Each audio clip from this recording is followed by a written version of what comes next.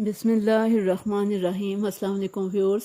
जी viewers, मुस्लिम उम्मा channel में मैं आपको खुश आमदीद कहती हूँ। तो सबसे पहले इस चैनल को सब्सक्राइब कर दीजिए।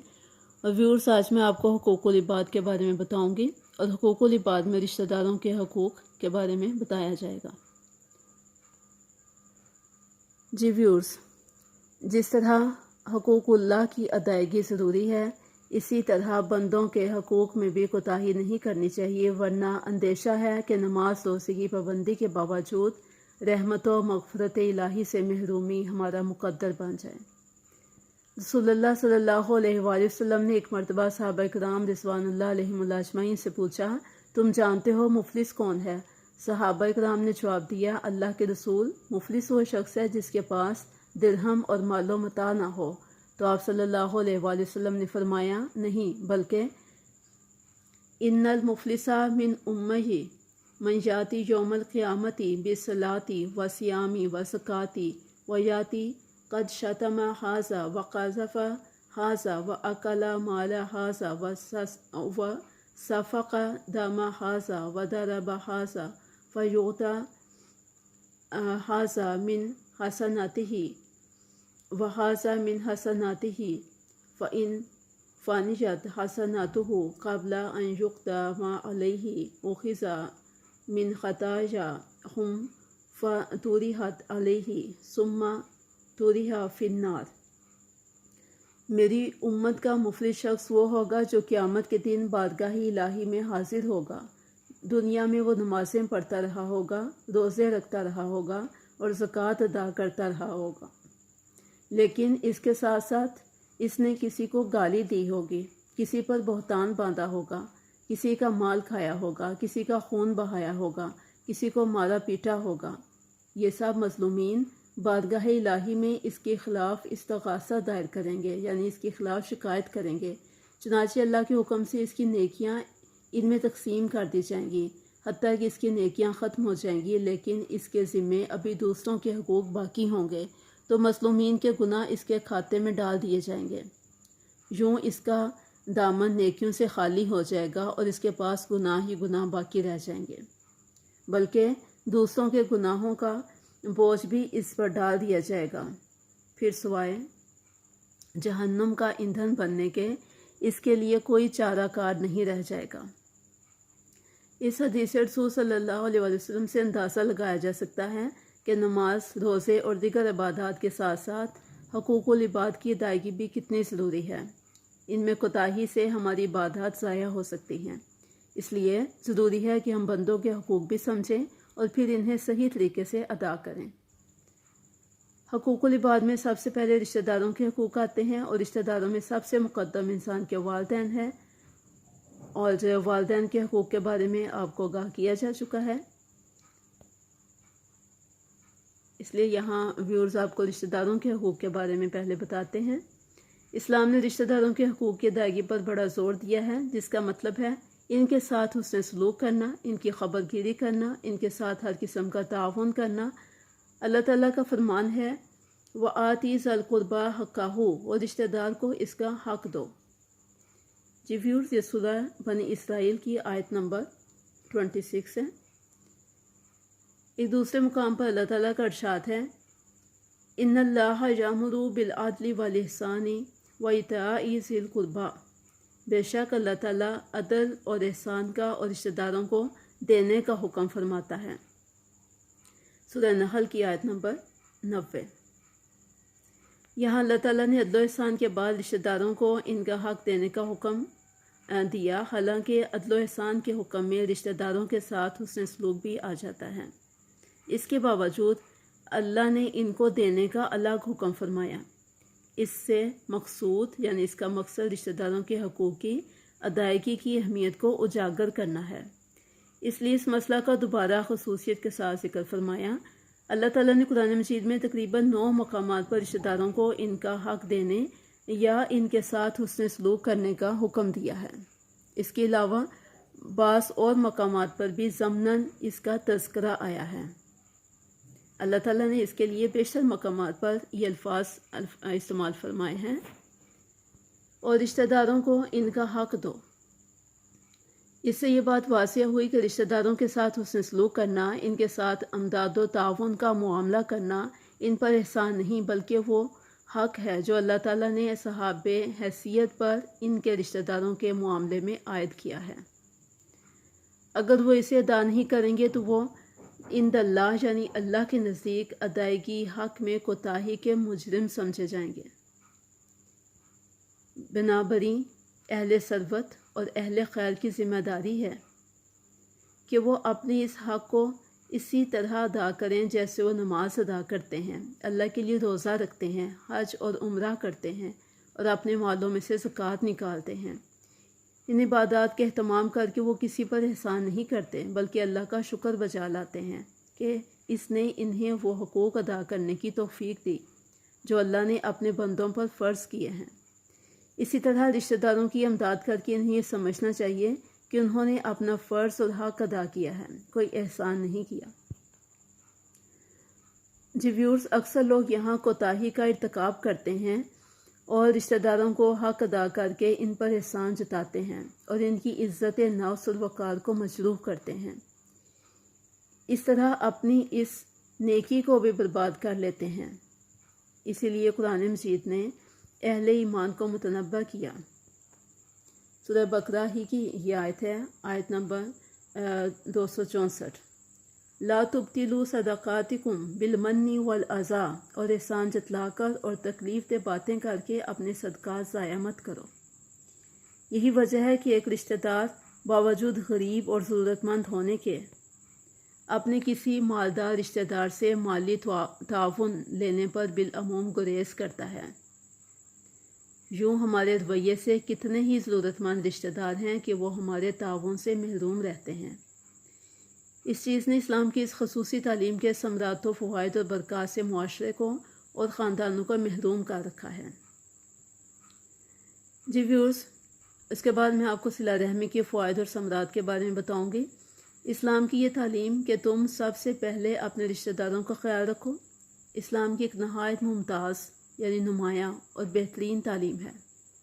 اگر لوگ صحیح معنوں میں اس پر عمل کریں تو کسی ضرورت مند کو کسی کے سامنے ہاتھ پھیلانے کی یا دربدر کاسہ گدائی لیے پھرنے کی ضرورت پیش نہیں آئے گی، کیونکہ ہر خاندان میں چند افراد ضرور صاحب حیثیت ہوتے ہیں۔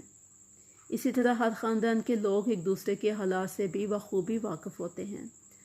اگر ہر خاندان کے صاحب حیثیت اپنے اپنے خاندان کے ضرورت مندوں کی خاموشی کے ساتھ آبرومندانہ طریقے سے امداد کر دیا کریں، کوئی بے سہارا یتیم و بیوہ ہو تو اس کی کفالت کریں، کوئی مریض علاج کرانے سے قاصر ہو تو اس کے علاج معالجہ کا انتظام کریں، جوان بچیاں گھر میں ہوں تو ان کی شادیوں میں تعاون کریں، کاروباری مشکلات میں مبتلا افراد کے لیے دستے تعاون دراز کریں۔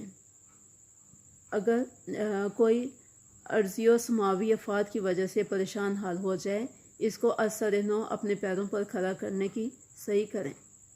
اگر ایسا کرنا شروع ہو جائے تو گدھا گری کی لعنت کا بھی خاتمہ ہو جائے گا اور سفید پوشوں کا بھی بھرم قائم رہے گا۔ اسلام نے رشتہ داروں کے حقوق کی ادائیگی پر بہت زور دیا ہے، سے تعبیر کیا ہے، اس کی بڑی فضیلت بتلائی ہے اور اس سے اراض و گریز کرنے والوں کے لیے سخت وعید بیان فرمائی ہے۔ اس کی ضروری تفصیل حسب ذیل ہے۔ رکن اجر نبی کریم صلی اللہ علیہ وآلہ وسلم نے فرمایا، وَالصَّدَقَةُ عَلَى الْمِسْكِينِ صَدَقَةً وَهِيَ عَلَى ذِي الرَّحِمِ سِنْتَانِ صَدَقَةً وَسِيلَةً، کسی مسکین پر صدقہ کرنا صرف صدقہ ہے اور یہی صدقہ کسی غریب رشتہ دار پر کیا جائے تو اس کی حیثیت دگنا ہو جاتی ہے، ایک صدقے کی اور دوسری صلہ رحمی کی۔ ام المومنین سیدنا میمونہ رضی اللہ تعالیٰ عنہ نے اپنی ایک لونڈی آزاد کر دی اور رسول اللہ صلی اللہ علیہ وآلہ وسلم سے اس کا ذکر کیا تو آپ صلی اللہ علیہ وآلہ وسلم نے فرمایا، لو آتیتیھا اخوالکی کان اعظم لاجرکی، اگر تو یہ لونڈی اپنے ماموں کو دے دیتی تو تیرے لیے زیادہ اجر کا باعث ہوتا۔ اسی طرح نبی کریم صلی اللہ علیہ وآلہ وسلم نے ان دو عورتوں سے فرمایا جنہوں نے پوچھا تھا کہ وہ زکوٰۃ کی رقم اپنے خاوندوں اور اپنے زیر پرورش پھر یتیم بچوں پر خرچ کر لیں تو جائز ہے۔ لہما اجرانی، اجر القرابتی و اجر الصدقتی، ان کے لیے دگنا اجر ہے، رشتہ داری کا اجر اور صدقے کا اجر۔ رزق میں کشادگی اور عمر میں اضافے کا باعث۔ سیدنا ابو ہریرہ رضی اللہ تعالیٰ عنہ سے روایت ہے کہ آپ صلی اللہ علیہ وآلہ وسلم نے فرمایا، من احب ان یبسط لہ فی رزقہ وینسع لہ فی اثرہ فلیصل رحمہ، جسے یہ پسند ہو کہ اس کی روزی میں کشادگی اور اس کی عمر میں اضافہ ہو تو اسے چاہیے کہ وہ صلہ رحمی یعنی رشتہ داروں کے حقوق ادا کریں۔ جنت میں داخلے کا اسباب۔ صحیح بخاری میں ہے کہ ایک شخص نے آپ صلی اللہ علیہ وآلہ وسلم سے کہا، وَأَخْبِرْنِي بِعَمَلٍ يُدْخِلْنِي الْجَنَّةَ قَالَ مَا لَهُ مَا لَهُ وقال النبي صلی اللہ علیہ وآلہ وسلم، عرب ما له تعبد اللہ ولا تشرک به شیئا وتقیم الصلاة وتؤتی الزکاة وتصل الرحم۔ مجھے ایسا عمل بتلائیں جو مجھے جنت میں داخل کر دے۔ لوگوں نے کہا، اسے کیا ہے، اسے کیا ہے؟ نبی کریم صلی اللہ علیہ وآلہ وسلم نے فرمایا، اسے کوئی اہم حاجت ہے۔ پھر اس کے سوال کے جواب میں فرمایا، تو صرف ایک اللہ کی عبادت کر اور اس کے ساتھ کسی کو شریک مت کر، نماز قائم کر، زکوٰۃ ادا کر اور صلہ رحمی کر۔ جنت میں جانے سے رکاوٹ کا باعث۔ سیدنا جبیر بن مطعم رضی اللہ تعالیٰ عنہ سے روایت ہے کہ آپ صلی اللہ علیہ وآلہ وسلم نے فرمایا، لا يدخل الجنت قاطع، قطع رحمی کرنے والا جنت میں نہیں جائے گا۔ دنیا ہی میں فوری سزا۔ سیدنا ابو بکر رضی اللہ تعالیٰ عنہ سے روایت ہے کہ آپ صلی اللہ علیہ وآلہ وسلم نے فرمایا، ما من ذنب اشتر ان يعجل اللہ لصاحبہ العقوبۃ فی الدنیا مع ما یدخر لہ فی الآخرۃ من البغی وقطیعۃ الرحم۔ ظلم و زیادتی اور قطع رحمی دو ایسے جرم ہیں کہ اللہ تعالیٰ آخرت کی سزا کے ساتھ دنیا ہی میں ان کی فوری سزا بھی دے دیتا ہے۔ ان دو جرموں کے علاوہ اور کوئی جرم ایسا نہیں کہ جس کی سزا کا اللہ تعالیٰ اس طرح اہتمام کرتا ہو۔ رحم، صلہ رحمی عرش کے ساتھ معلق دعا اور بد دعا کرتا ہے۔ سیدنا عائشہ رضی اللہ تعالیٰ عنہ سے مروی ہے کہ آپ صلی اللہ علیہ وآلہ وسلم نے فرمایا، الرحم معلقۃ بالعرش تقول من وصلنی وصلۃ اللہ ومن قطعنی قطعہ اللہ۔ رحم عرش کے ساتھ معلق کہتا ہے، جو مجھے ملائے اللہ اسے اپنے ساتھ ملائے، اور جو مجھے قطع کرے اللہ اسے قطع کرے۔ باسلوکی کے باوجود حسن سلوک کی تاکید اور اس کا صلہ۔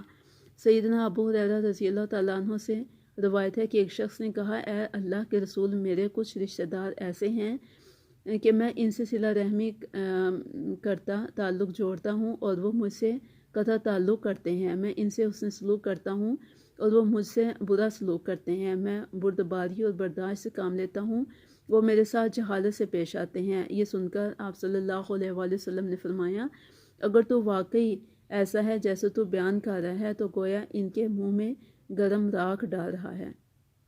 جب تک تیرا طرز عمل ان کے ساتھ ایسا ہی رہے گا تو اللہ کی طرف سے ان کے مقابلے میں ایک مددگار تیرے شامل حال رہے گا۔ حقیقی صلہ رحمی کیا ہے؟ سیدنا عبداللہ بن عمر رضی اللہ تعالیٰ عنہ سے روایت ہے کہ آپ صلی اللہ علیہ وآلہ وسلم نے فرمایا، لیس الواصل بالمکافی ولکن الواصل الذی اذا قطعت رحمہ وصلہ۔ بدلے میں صلہ رحمی کرنے والا حقیقت میں صلہ رحمی کرنے والا نہیں، اصل صلہ رحمی کرنے والا وہ ہے جب قطع رحمی کی جائے تو وہ صلہ رحمی کریں۔ صلہ رحمی کی اتنی تاکید کیوں؟ مذکورہ حدیث سے، یعنی جو حدیث ذکر کی گئی ہیں، ان سے صلہ رحمی کی اہمیت اور تاکید واضح ہے۔ اب اس کی طرف اس کا جائزہ لیتے ہیں کہ نبی کریم صلی اللہ علیہ وآلہ وسلم نے اتنی تاکید اس کی کیوں فرمائی ہے، حتیٰ کہ رشتہ دار باسلوکی کریں تب بھی باسلوکی کی بجائے حسن سلوک ہی کا حکم ہے کہ قطع رحمی کے جواب میں قطع رحمی نہیں، صلہ رحمی ہی کرنی ہے۔ گالی کا جواب گالی سے نہیں، دعا سے دینا ہے، اور کانٹے بکھیرنے والوں کو گلدستے پیش کرنے ہیں، نہ کہ خاردار جھاڑیاں۔ اس کی وجہ یہ ہے کہ لڑائی جھگڑے کے اسباب زیادہ تر رشتہ داروں ہی کے درمیان پائے جاتے ہیں یا پیدا ہوتے ہیں، کیونکہ رشتے ناطے بھی زیادہ تر رشتے داروں ہی کے درمیان ہوتے ہیں۔ جائیدادوں میں اشتراک بھی رشتہ داروں ہی کے درمیان زیادہ ہوتا ہے۔ کاروبار میں حصہ دار بھی زیادہ تر قرابت مند ہی ہوتے ہیں۔ مل جل کر رہنا بھی زیادہ تر رشتہ داروں ہی کے درمیان ہوتا ہے۔ یہ چاروں ہی چیزیں ایسی ہیں جو لڑائی جھگڑے اور تلخی اور کشیدگی کا باعث بنتی ہیں۔ جن سے آپ کا میل جول ہو، نہ کاروبار نہ جائیداد میں کوئی شرکت ہو اور نہ کسی قسم کا کوئی رشتہ ناتا، تو ظاہر بات ہے ان سے آپ کا جھگڑا ہوگا، نہ کسی بات پر تلخی اور کشیدگی۔ تلخیاں اور کشیدگیاں تو ایک جگہ مل جل کر رہنے ہی کی صورت میں ہوں گی، یا جائیداد کی وجہ سے ہوں گی، یا کاروبار میں شراکت ان کی بنیاد ہوگی، یا باہم رشتے ناتے ان کا باعث ہوں گے۔ جب واقعہ یہ ہے تو اللہ تعالیٰ نے انہی اسباب کی وجہ سے یہ تاکید فرمائی کہ رشتہ داروں کے ساتھ جیسے بھی حالات پیش آئیں یا وہ جس طرح کا بھی معاملہ تمہارے ساتھ کریں، تم نے ہر صورت میں رشتہ داری کو نہ صرف یہ کہ برقرار رکھنا ہے بلکہ اس کے تقاضوں کو بھی خوش اسلوبی سے ادا کرنا ہے۔ اگر تم نے صرف انہی رشتہ داروں کے ساتھ اچھا رویہ رکھا جو تمہارے ساتھ اچھا رویہ رکھتے ہیں، صرف انہی کے ساتھ اس نے سلوک کیا جو تمہارے ساتھ اس نے سلوک کرتے ہیں، اور انہی رشتہ داروں کے ساتھ تعاون کیا جو تمہاری عزت و وقار کو ملحوظ رکھتے ہیں، تو یہ صلہ رحمی نہیں ہے بلکہ عدلے کا بدلہ ہے۔ احسان کے بدلے میں احسان ہے اور صلہ رحمی کے جواب میں صلہ رحمی ہے، جبکہ اصل صلہ رحمی یہ ہے کہ قطع رحمی کرنے والوں کے ساتھ صلہ رحمی کی جائے، بدسلوکی کے جواب میں حسن سلوک کیا جائے اور رشتہ داری کو ہر صورت میں برقرار رکھا جائے اور اس کے تقاضوں کی ادائیگی سے کسی صورت بھی گریز نہ کیا جائے۔ صلہ رحمی کی ایک بہترین مثال اور نمونہ، اس کا بہترین نمونہ سیدنا ابوبکر صدیق رضی اللہ تعالیٰ عنہ کا واقعہ ہے، جب ام المومنین سیدنا عائشہ رضی اللہ تعالیٰ عنہ پر منافقین نے تہمت لگائی تو ان میں چند مسلمان بھی شریک ہو گئے۔ ان میں سے ایک سیدنا مصطح بن اساسہ رضی اللہ تعالیٰ عنہ بھی تھے۔ یہ نہایت غریب تھے، مکے سے ہجرت کر کے مدینہ آئے تھے اور سیدنا ابوبکر صدیق رضی اللہ تعالیٰ عنہ کے خالہ زاد تھے، اور ابوبکر صدیق رضی اللہ تعالیٰ عنہ ہی ان کے کفیل تھے۔ جب سیدنا ابوبکر صدیق رضی اللہ تعالیٰ عنہ کے علم میں یہ بات آئی کہ ان کی عظیم بیٹی صدیقہ کائنات کو بدنام کرنے کی مہم میں مصطح بن منافقین کے ہمنوا ہیں، تو انہیں سخت تکلیف پہنچی اور انہوں نے قسم کھا لی کہ آئندہ وہ مصطح کی کفالت نہیں کریں گے۔ سیدنا ابوبکر صدیق رضی اللہ تعالیٰ عنہ کا یہ غصہ فطری تھا اور ان کی قسم بھی اس کا ایک منطقی نتیجہ تھی، لیکن اللہ تعالیٰ نے ان کے اس فیصلے کو پسند نہیں فرمایا اور قرآن مجید کی یہ آیت نازل فرمائی، وَلَا تَعْتَلِي أُولُو الْفَضْلِ مِنْكُمْ وَالسَّعَةِ أَنْ يُؤْتُوا أُولِي الْقُرْبَى وَالْمَسَاكِينَ وَالْمُهَاجِرِينَ فِي سَبِيلِ اللَّهِ وَلْيَعْفُوا وَلْيَصْفَحُوا أَلَا تُحِبُّونَ أَنْ يَغْفِرَ اللَّهُ لَكُمْ۔ تم میں سے جو صاحب حیثیت اور کشادگی والے ہیں وہ رشتہ داروں، مسکینوں اور اللہ کی راہ میں ہجرت کرنے والوں کی بابت یہ قسم نہ کھائیں کہ وہ ان کو کچھ نہیں دیں گے۔ ان کو چاہیے کہ وہ معاف کر دیں اور درگزر سے کام لیں۔ کیا تم یہ پسند نہیں کرتے کہ اللہ تعالیٰ تمہارے گناہ معاف فرما دے؟ سیدنا ابوبکر صدیق رضی اللہ تعالیٰ عنہ نے جب یہ آیت سنی تو بے اختیار پکار اٹھے، بلا واللہ انی احب ان یغفر اللہ لی، کیوں نہیں، اللہ کی قسم میں یقیناً پسند کرتا ہوں کہ میرا اللہ میرے گناہ معاف فرما دے۔ سیدنا ابوبکر صدیق رضی اللہ تعالیٰ عنہ نے اپنی قسم کا کفارہ ادا کر کے سیدنا مصطح رضی اللہ تعالیٰ عنہ کی کفالت اسی طرح شروع کر دی جیسے پہلے کرتے تھے۔ رشتہ داری کے حقوق ادا کرنے کے ضمن میں یہ واقعہ ہم سب کے لیے ایک مثال اور نمونہ ہونا چاہیے، اور ہم سب کا رویہ وہی ہونا چاہیے جو سیدنا ابوبکر صدیق رضی اللہ تعالیٰ عنہ نے اختیار فرمایا۔ کیا ہم نے غلطیاں اور کوتاہیاں نہیں کی ہوتی؟ یقیناً ہوتی ہیں، اور ہم اللہ سے یہی چاہتے ہیں کہ وہ ہمیں معاف فرما دے، تو ہمیں بھی عفو درگزر اور احسانی کی روش اپنانی چاہیے، نہ کہ اس کے برعکس سختی اور عدم احسان کی۔ جی ویورز، یہ رشتہ داروں کے حقوق آپ کے سامنے میں نے پیش کیے، تو انشاءاللہ دوبارہ کسی نئی ویڈیو کے ساتھ آپ کے سامنے حاضر ہوں گی۔ بہت شکریہ، دعا میں یاد رکھیے۔ اللہ حافظ، اور ویڈیو پسند آئے تو آخر میں لائک کرنا نہ بھولیے گا۔